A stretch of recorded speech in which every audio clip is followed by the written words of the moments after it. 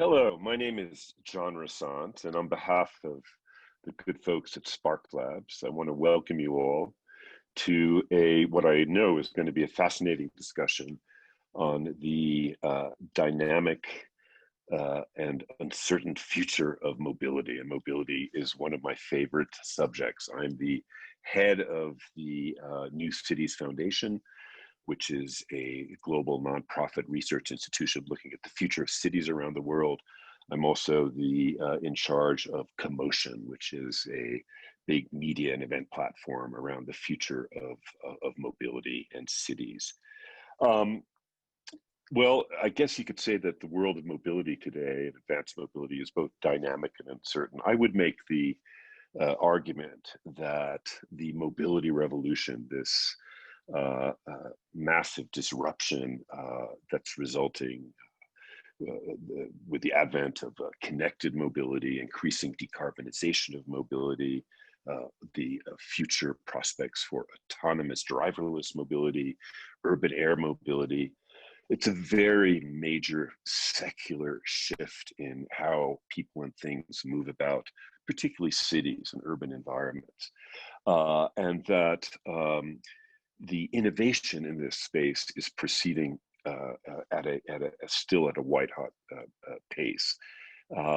The spanner in the works, if there is one, and why I think we settle on the word uncertain, is the pandemic, and we need to understand in a more profound way what will be the long-term impacts of this. And certainly the near-term impacts, empty freeways, a collapse of micromobility use as people don't want to share items, etc., is occurring. But how will this affect future patterns? We have a terrific panel today, both representing companies working in autonomy, in transit, in decarbonization, both from the OEM world and from the startup world, from Silicon Valley, from the industrial heartland of Germany. So I want to welcome the panelists today. First, there's Regina Clewlow, who is the CEO and co-founder of Populus. And Populus is right at the center of the activity in cities and helping cities better understand the new world and manage the new world of mobility with new kinds of mobility operators. Christine Moon is the president of Bluespace and co-founder of Bluespace.ai, which is a startup in the Bay Area, very, very interesting startup that is at the intersection of autonomy and transit. And she'll explain a little bit about that later. From Stuttgart, across the Atlantic, is Felix, and I'm going to have a stab at pronouncing his last name, which I believe is Koeppenkastrop-Lueker. Is that correct, Felix, more or less? That was quite good, actually, yes.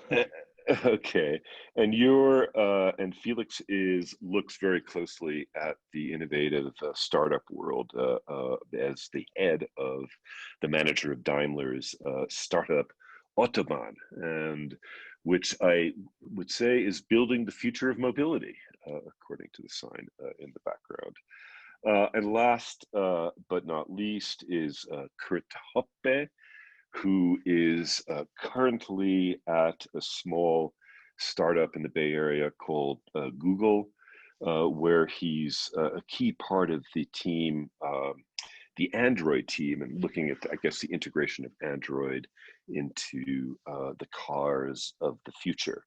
And Kurt, of course, comes previously from GM, where he was the global head of innovation at GM's smart car.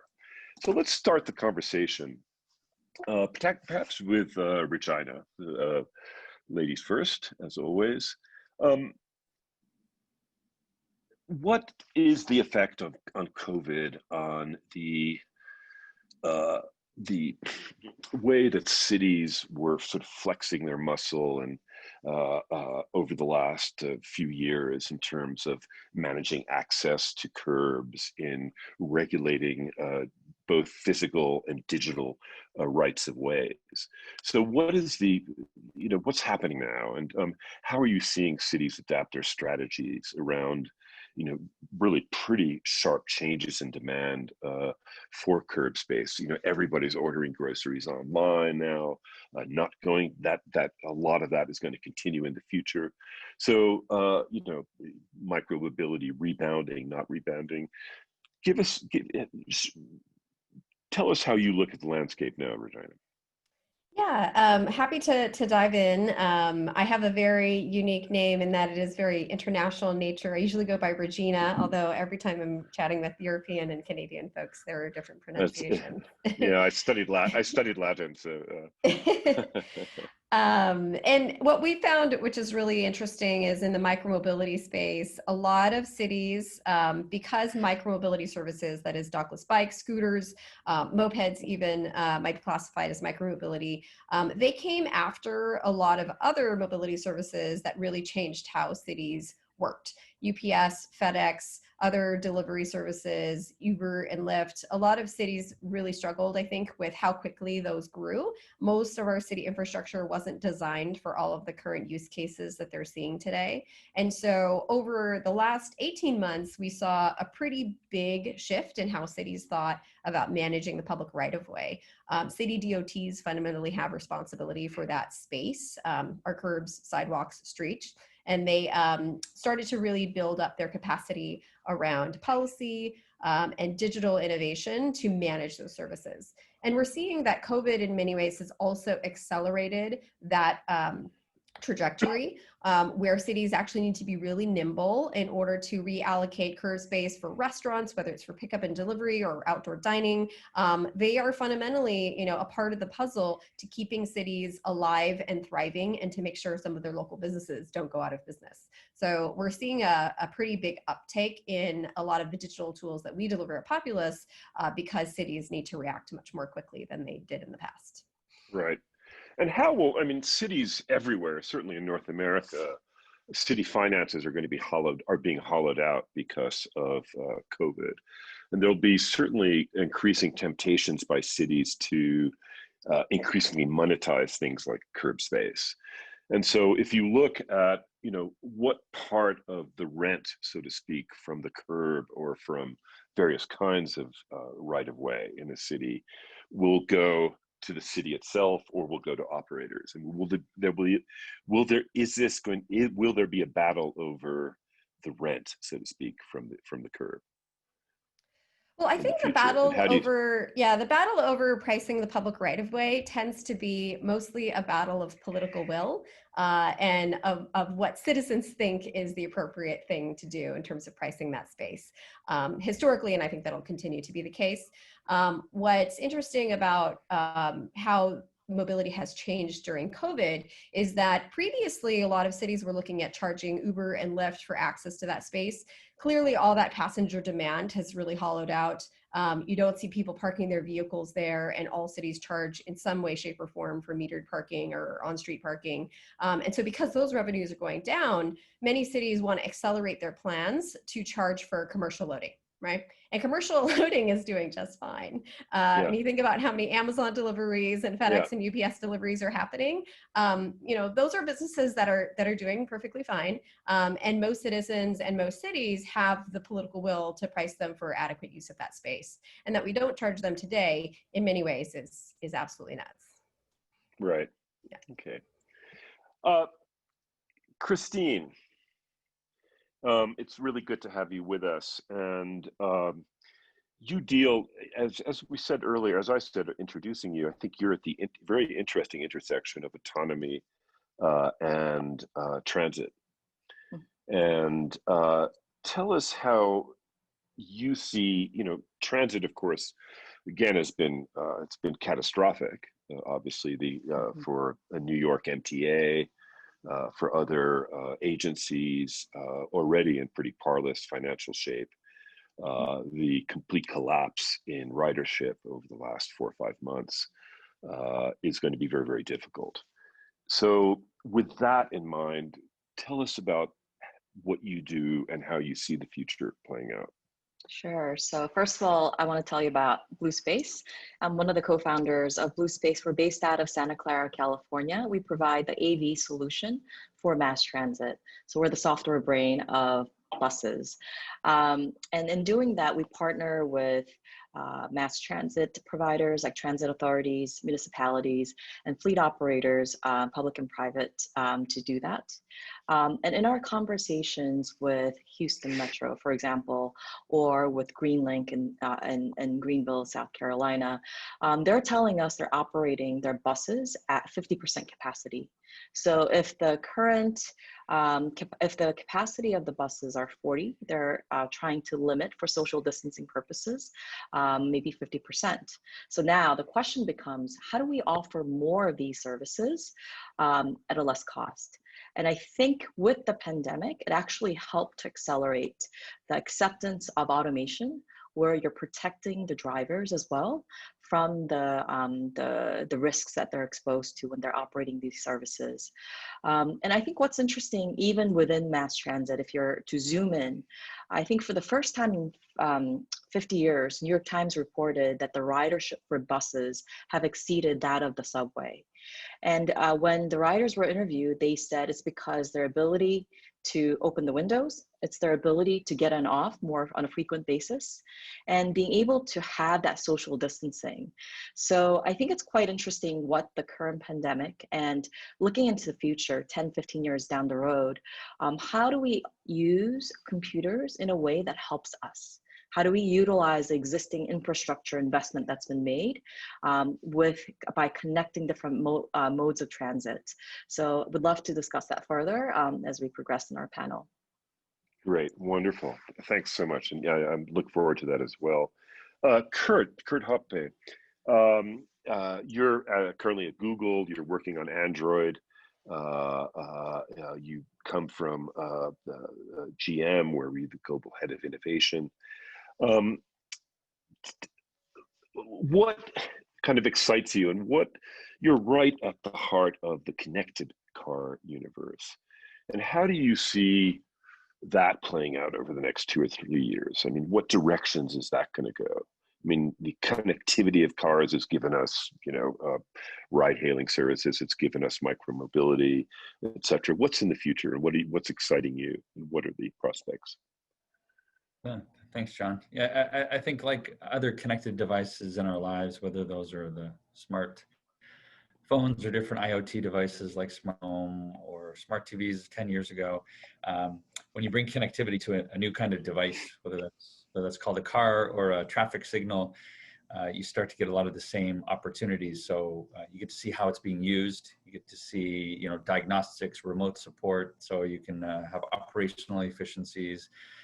And then the end users the product managers can see what is being used, so they can innovate faster and better and know where to invest their time. And then of course, it's updatable as well. So I think that's the magical thing for connected cars as we go forward. There's some car companies, including my former employer, GM, that's had connected cars for over 20 years now. OnStar has been around for a long time. And so it's not necessarily a new thing, but I think the exciting aspect of Android for cars is, if we look at the handset market, globally, Android has about an 80% market share. In the Western world, the more, probably all of us on this call have iPhones maybe, right? So maybe Android only has 45% market share for the parts of the Western world, but we could expect that over the next 5 or 10 years, I think connected cars, probably 45 to 80, somewhere between 45 and 80% of cars will have Android inside. It's a free operating system. Why wouldn't you go to, android.com/auto, download a free operating system and use it, right? So I think the interesting thing is there's millions of Android developers already out there. And so if they already know how to develop for a smartphone or a smart TV, or a wearable watch, now they can bring their innovation to connected cars. So I think safety, of course, is super important for vehicles. It's a special kind of device. And then efficiency, as we're talking about here, as these vehicles move around cities, whether they're part of a fleet or a bus or a small car or an SUV or a carpool, we want them to be able to move safely and efficiently through a city, through an urban landscape, and stop and drop things off and drop people off and pick them up. So I think I'm just excited that what OnStar and GM's been doing for 20 years, I think with Android we can kind of get a 10x result in the next 5 to 10 years. So that's what's pretty exciting to me. Well, why don't you give us just a glimpse of what may be in the pipeline, sort of exciting things that maybe people don't already know about that, you know, sort of around the corner. Sure. I guess so one of our first customers that are taking Android today and rolling it out, actually selling vehicles now in Europe, is a brand called Polestar. So this is a performance brand that's you know, joint venture or partially owned by Volvo and Volvo's parent company Geely, and they have a very nice EV that is now you know, a Tesla 3 competitor, and they have some interesting features in there in terms of on top of Android. They've got Google Maps that's built into the car. So whether you have a handset or not, you forgot your phone, it's out of batteries, you know, for whatever reason, when you turn on the car, you've got Google Maps on the you know, a nice big display in the middle of the car. It's also behind the steering wheel on the cluster, so you can see your maps there. So that's a nice feature. Everything is powered by Google Assistant, so you can use, as those of us that have had Alexa in our houses or Google Assistant over the last 5 years, I've got both in every room of my house. I'm an early adopter geek like most of us, but certainly Google Assistant is super impressive to see their improvement over time. And so now you have that in a vehicle. And you have a Play Store, so you can add applications, download those, update them, and then again, powered by those developers. But one of the nice new features for navigation is if you've got an electric vehicle, now factoring into your route planning is finding an EV charger, is the specifics of the vehicle itself, what the charge is, what the capacity of the battery is, what the elevation is, if you're going up a hill or a mountain or down a hill or a mountain. These are all things impact the range, and that's factored into Google Maps now. So that's built in your EV charging for the Polestar. So that's kind of a nice feature as EVs continue to rise over the coming years. As they know, undoubtedly will, of course. I want to shift the conversation over to Stuttgart, to our friend Felix, who's running startup AUTOBAHN. And in that position, Felix, you're looking at a lot of the really interesting innovations that are coming down the line.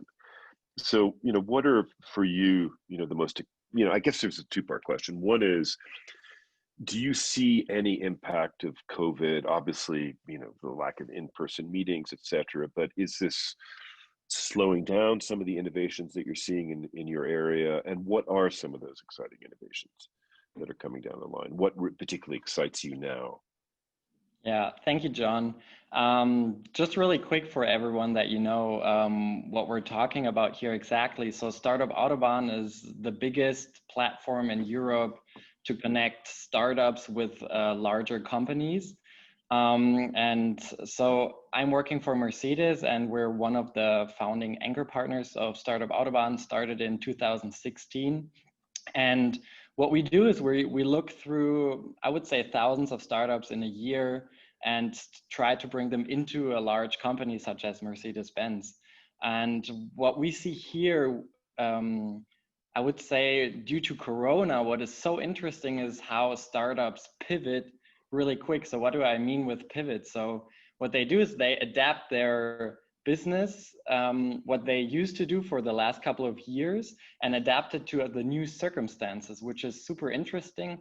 Let's put it into an example. So for example, we had a startup we already talked to 2 years ago, an air refresher startup. And what they do is they do a nice scent, not for a car, just for a regular room. And they kind of found out that if they add a filter to their car scent or to their room scent, they actually get the bacteria out of the room. And so they're kind of like adapting to the new circumstances, which makes it really interesting for everyone. And yeah, I would say so. Startups, of course, they're having a very hard time, as everyone is having.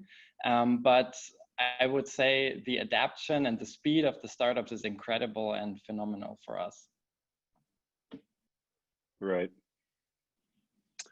Good. Fascinating.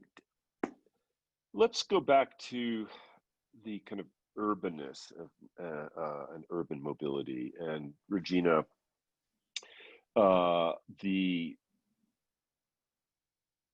collapse of transit over the last few months, the changing outlook for micromobility. What do you, and then the sort of changing attitudes towards data, and I want to focus on data because I think that's something that sort of unifies a lot of this discussion. But there has been such a heated conversation, particularly in the United States, about data and who controls it, who has access to it, on privacy issues, etc. Do you see this being resolved quickly or even well? And you know, Populus, I know, is sort of pretty close to the center of this discussion. And you know, how is also the pandemic affecting that particular field? Regina? Yeah, it's interesting. When I used to be a transportation researcher back at MIT and UC Berkeley, this is right at the time when Uber and Lyft first grew very, very quickly. And I, as a researcher, said, you know, at some point, public agencies are going to want access to data from these services. And that is a problem we are going to have to figure out how to solve, because clearly there is a lot of data that's embedded in that information, including origins, destinations, full trip trajectories that can be used to re-identify individuals specifically. And so how do we wrestle with the challenge that these are large amounts of sensitive data, but cities fundamentally need access to more of it in order to plan effective transportation infrastructure in cities. And so that was really the problem that we set out to solve at Populus, is that cities fundamentally needed a trusted third party that could audit that data and also provide it to them in a secure way where it was anonymized, but still useful for all of their transportation decision-making from a planning and policy perspective. It's the main reason why I founded Populus is because I saw that problem starting to emerge back in 2012, 2013. And so when we founded the company in 2017, there was this confluence of factors that accelerated our growth. The first being cities' willingness to adopt pretty broad regulations around micromobility and to ask for data. And so in an odd way, micromobility is one of the most regulated mobility services that we have, at least in the United States, and I would say even globally. And the data access and the different permitting regimes that have emerged to manage those services are the most robust. And I do think many cities think of those as the way that they want to manage, continue to manage access to their public right-of-way. What I will say with COVID and how this has kind of changed the dynamic, I think there's continuing to be more awareness of the sensitivity around personal data. We've seen some countries outside of the US put in place more aggressive strategies to do contract tracing. I think that the US is just a different sort of dynamic in terms of privacy. It's going to take a lot longer for people to be comfortable with certain types of information being shared. And so we'll continue to need solutions that in the mobility space enable cities to get the information they need while also being cognizant of citizens' concerns.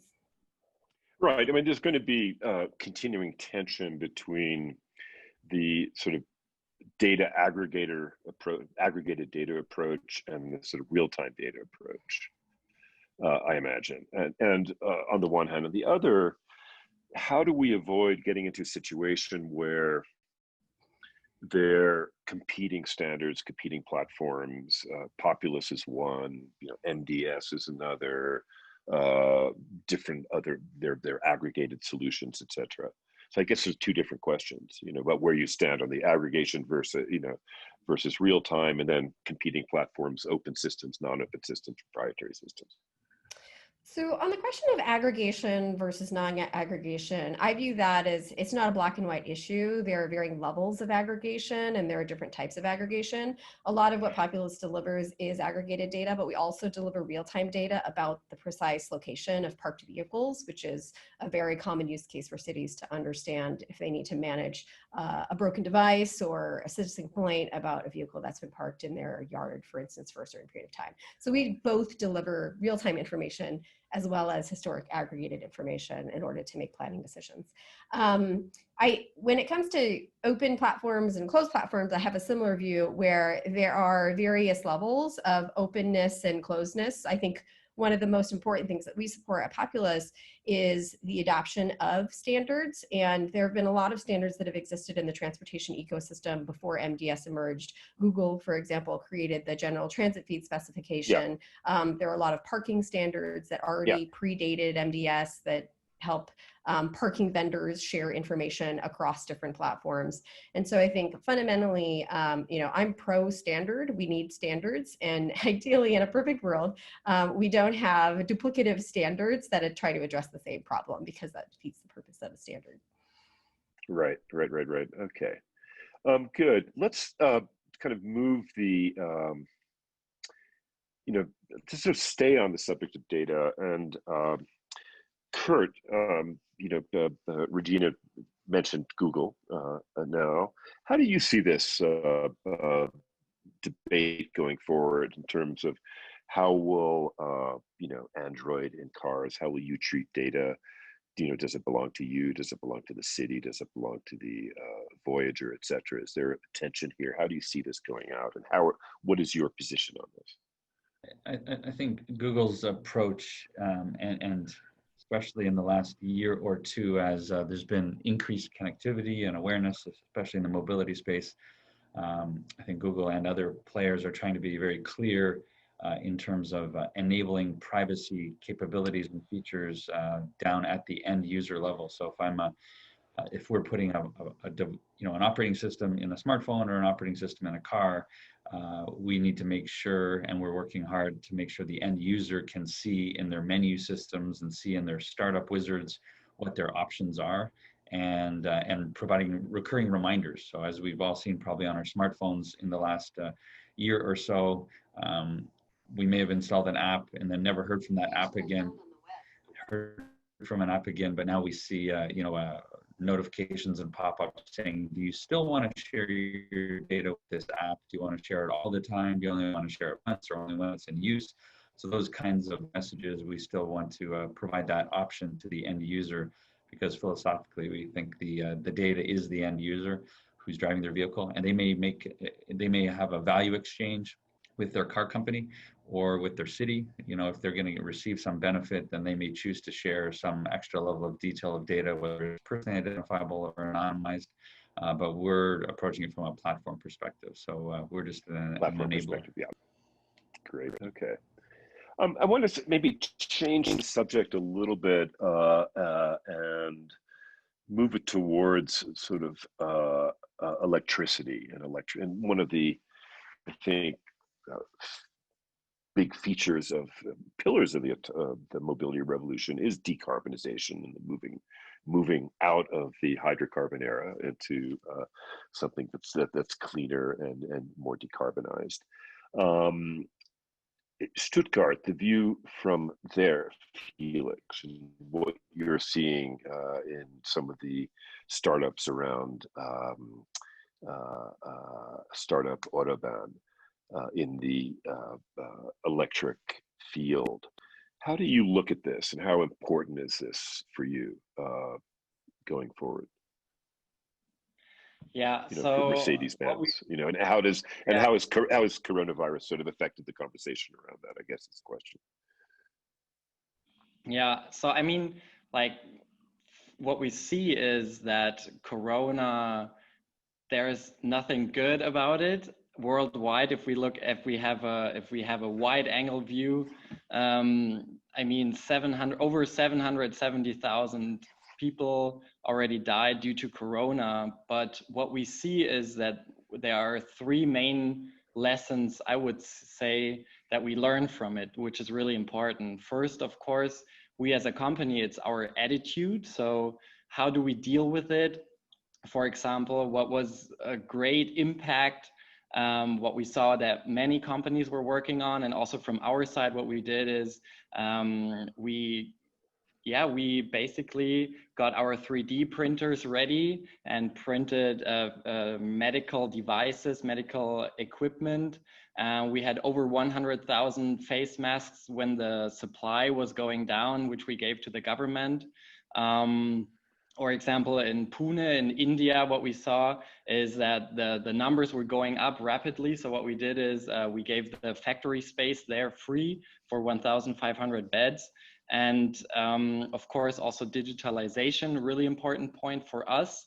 But we will get to that probably. And also sustainability, which was already before Corona a big topic for us. And that was what you were already mentioning about electrification and of course, fuel cell. But let's get back to electrification. So we as a company, Mercedes-Benz, we have very tough timeline. So we call it Ambition 2039. And until then, we want to be carbon neutral with all our fleets. And not only the cars, what we are looking into is the entire value chain. And so that means that we are talking to our suppliers, we're talking to the productions, and we're trying, or we're hardly working, or we're very tough working on this goal being carbon neutral by then.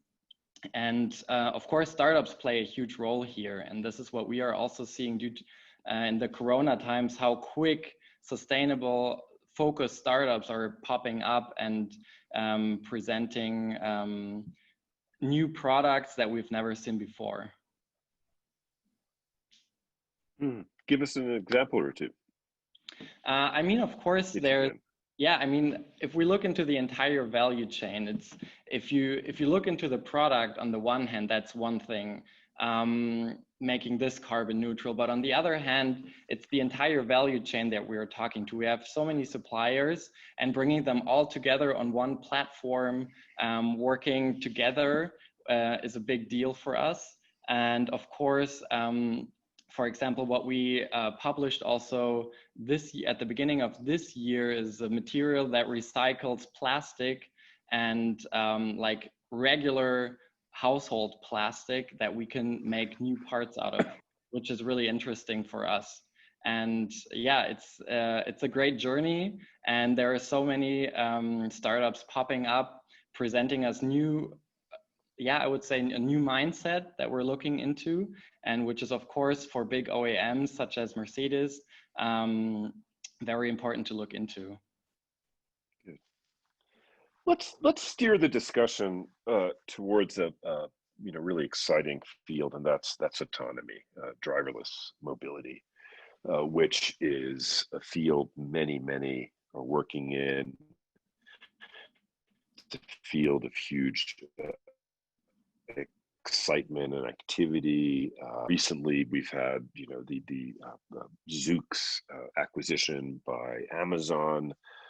There's been quite a lot of consolidation, etc. There's, I think, a general feeling that level 5 autonomy, full driverless capabilities for a car, really, absolute artificial intelligence, advanced artificial intelligence for a vehicle is still some way ahead in the future, years in the future.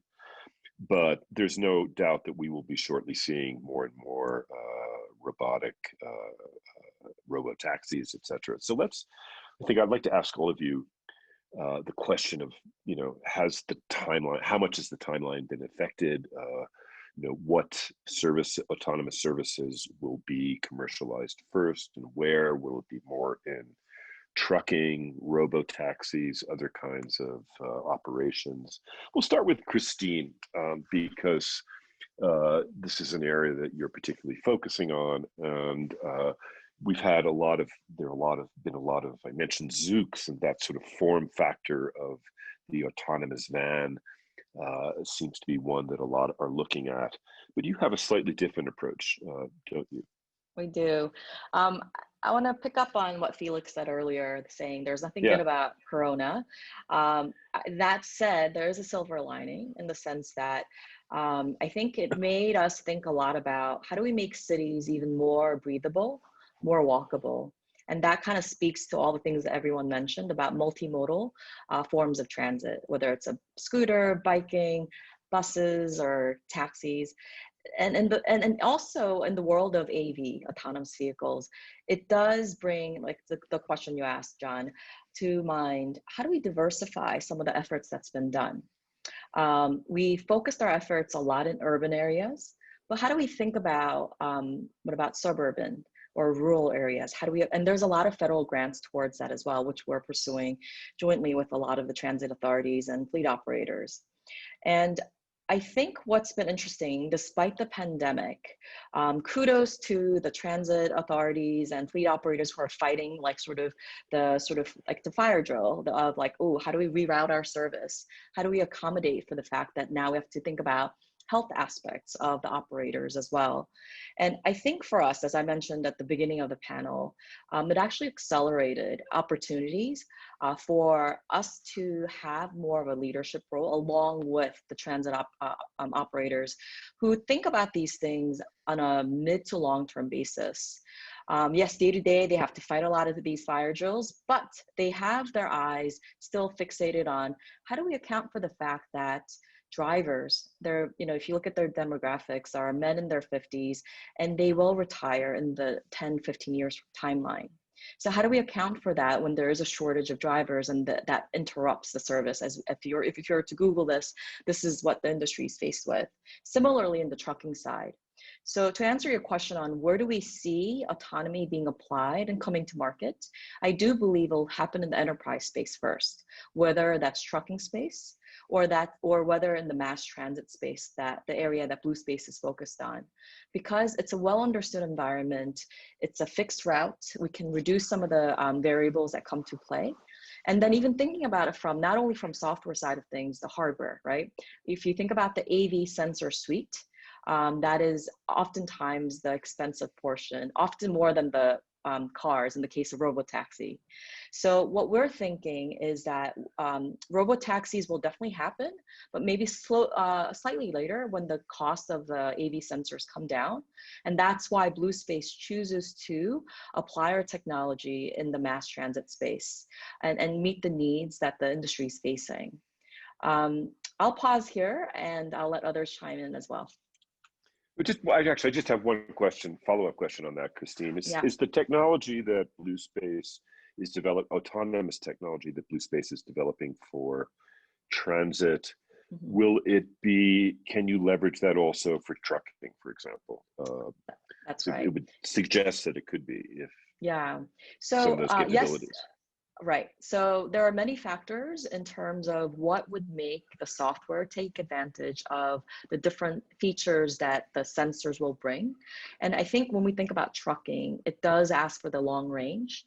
Maybe it's more simplified in terms of the ODD, operational design domain, the routes in which it addresses.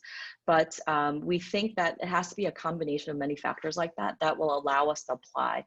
And of all the areas, trucking, robotaxi, and the mass transit, we felt at this point in time, looking at a few years ahead, we could commercialize faster in the ODD that we'll operate in terms of the routes that we'll address through the mass transit. I do want to differentiate that what's different about our approach is different than what the conventional approach has been, which has been reliant on deep learning. And having done that in our prior companies, we feel that there has to be a different approach, which Bluespace brings to the industry, where you're able to offer motion certainty to be able to have the ability to scale to level 4 and 5. And that's what the industry is really waiting on. When we see sort of the in the mass transit space, especially the shuttles that's been out in the market, the feedback that we get from the transit agencies and fleet operators is that they were very good for a niche application. However, what they're looking for is software and a hardware that scales, that works well in mixed traffic on public roads at public road speed as well. and not the sort of the golf cart speed at which it operates, and having in mind other metrics besides miles per intervention or simulated miles. We should also factor in cost per passenger mile. How many passengers are we effectively transporting? And that really speaks to the overall picture of transit. It's a geometry problem.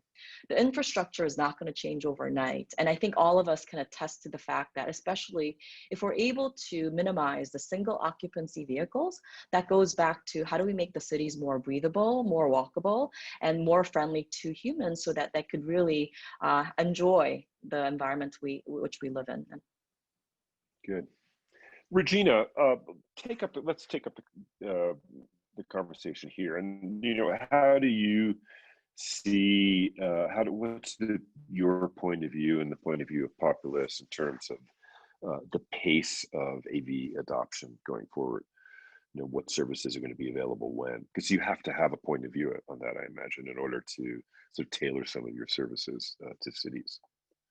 Yeah, I think that what's interesting about what the technology we're building is that it is very much stage agnostic in terms of automation and how quickly automation will continue to move forward. Fundamentally, what we're building are digital tools that help cities manage access to public space. So I'm really glad Christine brought up the issues that she did around how do we effectively allocate access to physical space so that we're improving progress on safety, so that we're reducing congestion in cities, so that we're reducing the environmental impacts of our transportation systems, which in California and in many parts of the world are now the largest source of greenhouse gas emissions in many regions. And so the technology we're building is fundamentally focused on helping cities manage that geometry problem to help them reallocate physical space in ways that actually prioritize the movement of people and the vibrancy of cities. And what's interesting now is that with COVID, we're seeing more and more people start to recognize how much space, empty space that was allocated to cars that wasn't being used when people were sheltering in place. And a lot of cities were starting to accelerate how they dynamically manage that space to allocate those streets for social distancing, to allocate those streets to ensure healthcare workers could commute by bicycle. In the United States, for instance, between 40 to as much as 50% of trips in a car are less than 3 miles in many major metro areas. And that's part of why we've seen micromobility rebound so quickly, is that now that streets are emptier of cars during peak commute times, and that cities have actually allocated more safe space for those vehicles, we're seeing huge surges in bike sales and the quick rebound in shared mobility as well. Well, that may also have to do with an aversion to going on crowded public transit. Completely, yeah. There are a lot of dynamics around that. When it comes to automation specifically and some of the key players in the space, what I find really interesting is that similar with COVID, there are trends that are being accelerated and that there have been winners and losers, and we have huge divides when it comes to inequity in the United States. But when you also look at in the AV space, the technology that's being developed in Silicon Valley, technology that's being developed in traditional automakers out of Detroit and other key regions of the world, I think we're seeing continued acceleration on the Silicon Valley side. Intel just acquired MoveIt, which is a city platform not that dissimilar from Populus, to accelerate their automation strategy, and they see it as a core investment to deploy robotaxis. And what we're seeing out here is a lot of those companies are just kind of pressing forward with a lot of their development of that technology because they're not really affected that much financially by COVID. Kurt, in what you're looking at now, I mean, how much do you keep an eye on, will, full level 4 be available now, at a certain point, level 5 at a certain point? How do you see the whole autonomous landscape developing and how it's sort of changed recently? Yes, I think as Christine and Regina already mentioned, there's a couple of factors here. So one is, so in terms of mass market vehicles, which is the primary target for Android cars or again, formerly General Motors, we see building blocks that are constantly being added. Usually these, new features show up in higher end vehicles first because there's an extra cost if we talk about sensors, but we might call this ADAS today, right? So advanced driver assistance. Some of us have experienced, I'm sure, on the call today, adaptive cruise control or lane keeping, and each of these keep getting better. There might be a parallel parking button or some kind of parking sensors, whether that's camera-based or ultrasonic to give you little audio alerts. So all of these are small little building blocks that are being rolled out and costed down that are elements of, a level 3 or level 4 or level 5 autonomous one day. So I think we're making sure as a platform today that any of these capabilities that are added to a car are surfaced in the platform and are available to that developer community, whether the developer is an automotive manufacturer themselves or some other kind of service. And so I guess that's one aspect. The other is, as we've talked about, are we talking about technology that's being used on highways or in cities or on campuses or in parking lots? We can do different things at different speeds. And if there's different variances in this space, we see a Waymo, that is one of Alphabet's companies that are focused kind of on city by city. You see the Chrysler Pacifica minivans rolling around Silicon Valley or Chandler, Arizona, constantly mapping and learning and actually putting real passengers into cars and paying for it in Chandler. And then figuring out what the user experience should be for a rider that makes them comfortable. Something similar to a GM Cruise Automation in San Francisco. But then you see Tesla's approach, right? Who just basically are saying, every one of our cars has lots of cameras, and humans have cameras. They're called eyes, and now we have some cameras on the car, and so we can see stuff around us. And we should, we don't need an expensive LiDAR thing that can see through the fog, 2 miles ahead, because human eyes can't do that anyway. So there's different philosophies. Right. I think it's pretty interesting opportunity. So we just want to enable the developers, the OEMs, and to let these devices, these cars, speak with other cars or the infrastructure of the city in terms of helping with congestion and safety and interactivity, but with transit. It doesn't ever make sense to me that whether it's autonomous or not, if you see a city that owns traffic signals and the city owns a light rail or a bus, why are the buses or light rails stopped at a stoplight? This makes no sense, right? Shouldn't these be talking to each other and optimizing? If you're riding on a public transit system, you're trying to get from point A to point B quickly and efficiently. Let's make sure these systems can talk to each other. And if it's based on government, many levels of government, this may take some time. So are there other ways that using a cellular connectivity between devices, we can do something sooner rather than later? I think these are interesting questions. Right. They actually do talk to each other. Transit signal priority. So a lot of buses can tell the stoplight to keep it green when they're approaching. So there's a lot more progress happening under the hood, I think, than most people realize. And there's interesting startups working on that rather than just ambulances flipping lights, but yes, optimization. I agree. Thanks, Regina. Right. Thanks for that, Kurt. Felix, just before we open up to a few questions, and I see there are quite a few that listeners have been sending in. Felix, in sort of your neck of the woods, at Startup AUTOBAHN, you're looking at all the innovators. How many of them have to do with autonomy? Various parts of the autonomy stack. Are there fewer now than before? Are there more now? Just give us a sort of quick look into that.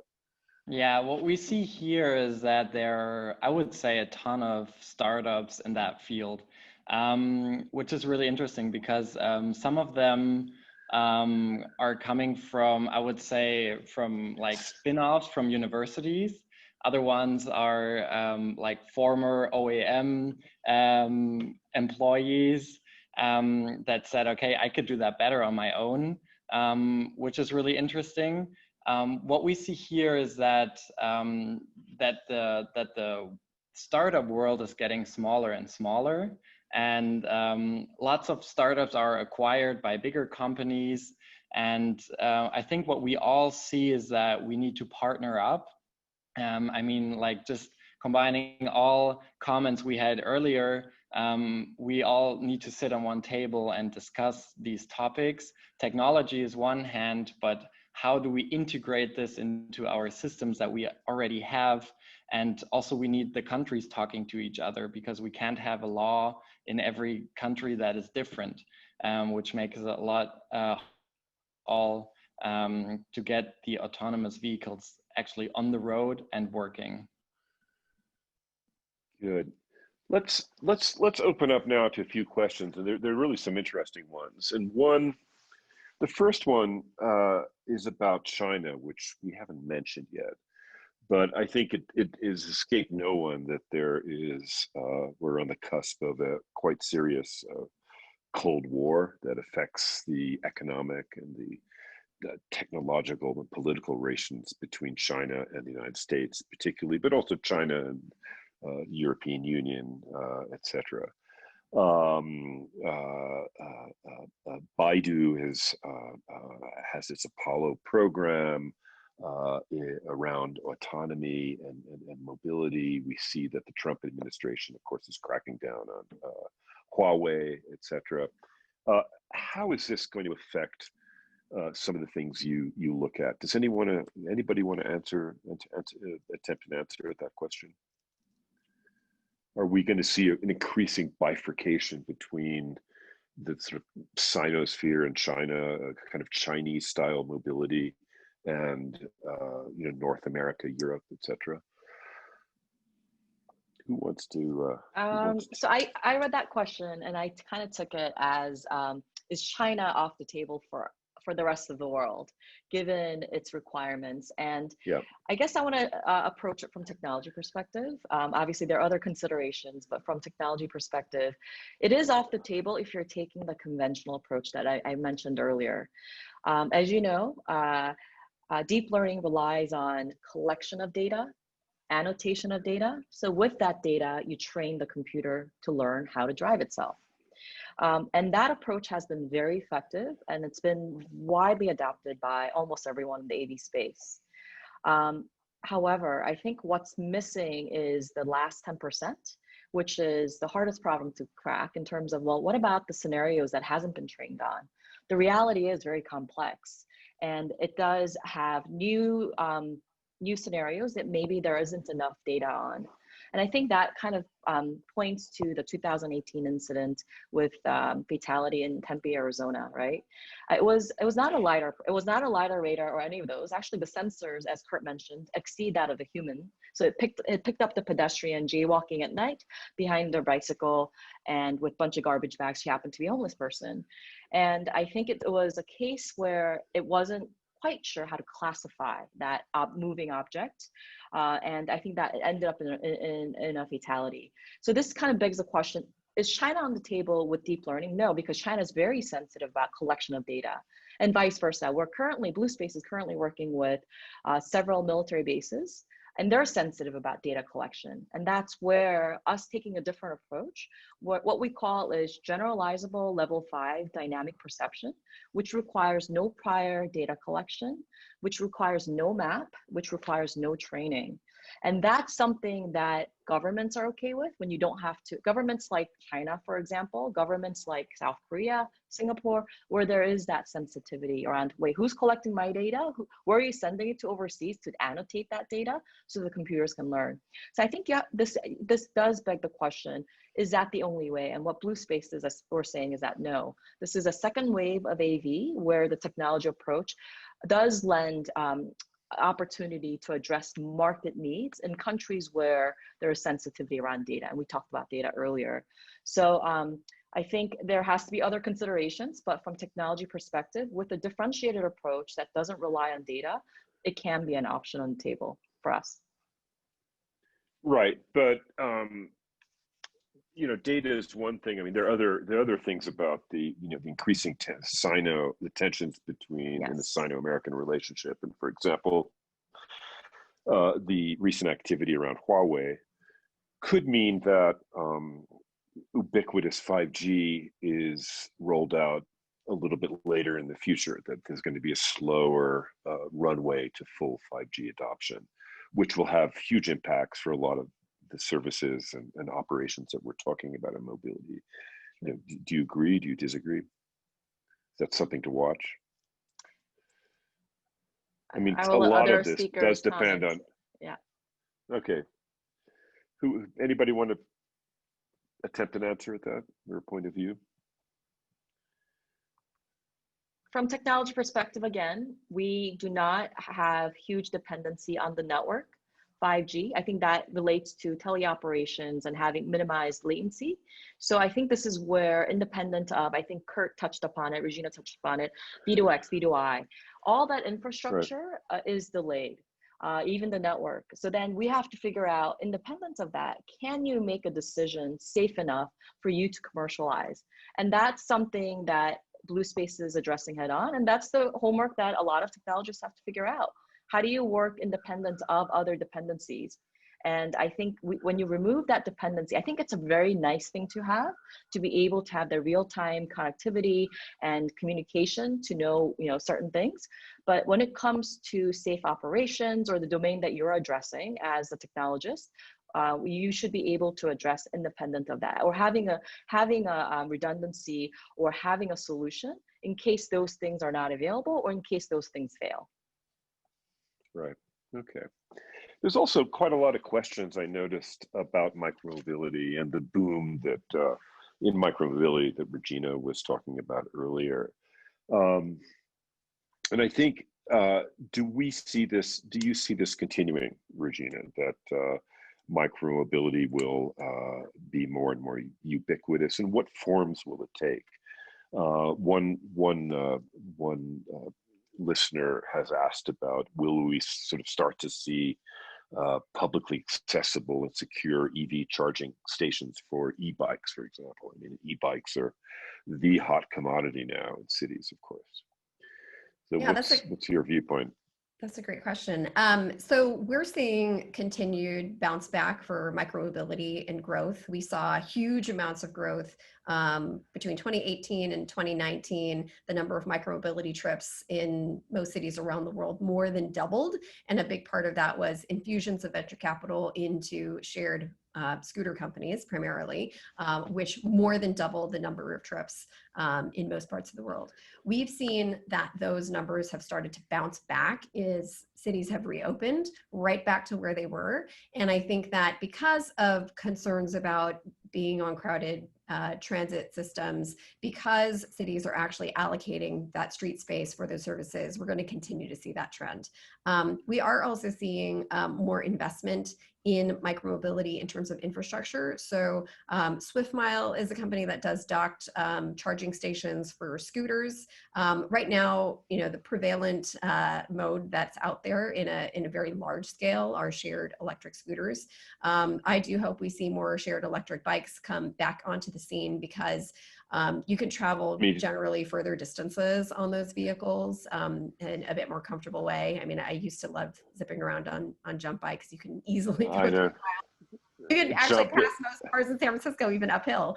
I love jump bikes, and I'm so sorry not to see those red beasts around anymore. I think someone's going to figure that out in the future, because that is just crying out to be ubiquitous and shared, etc. I mean, it's we're actually hearing a lot of cities want to pay for these services. So, the old version of bike sharing was that cities would procure bike share systems, like City Bike, which I'm sure everyone's familiar with, and most of those systems actually started in Europe first. And so we're actually seeing cities go back to that idea and think about how to issue RFPs or requests for proposals, where they can then subsidize one or maybe two vendors because they really want either a specific mode like shared electric bikes, or they recognize that these services provide a significant value in getting people out of cars, and so they're willing to pay for them. Yeah, but there's also been, I mean, just in the general field of active mobility, there's also been, it's not only a shared proposition. I mean, a lot of people like myself, I mean, I have my own e-scooter that looks like a bird. But it's in my garage all the time. And of course, as the price point has plummeted, as price points do, they just become much more accessible to the general population, and they're small, and you can carry them around, etc. So in fact, the shared model will not be the only model of use going forward. Certainly. I know a number of people who have very nice, very expensive e-cargo bikes here in San Francisco. So that model is definitely continuing. And I think right now, you know, the biggest challenge is supplying enough vehicles for both personal and shared use. Well, listen, it's been a really great discussion. I think we can all agree that the future of mobility is going to continue to be dynamic, more and more dynamic in my view. Uncertain, I don't know. I think the future is always uncertain, but it's a very, very exciting future. And I want to thank you for participating in this conversation. Thank you to our listeners from around the world. And these are themes, of course, that will be explored at CoMotion LA, November 17th to November 19th. So I have to give a little plug for that. And look forward to continuing this discussion collectively and individually. And thanks to our very good friends at Spark Labs for making this all happen. Thank you.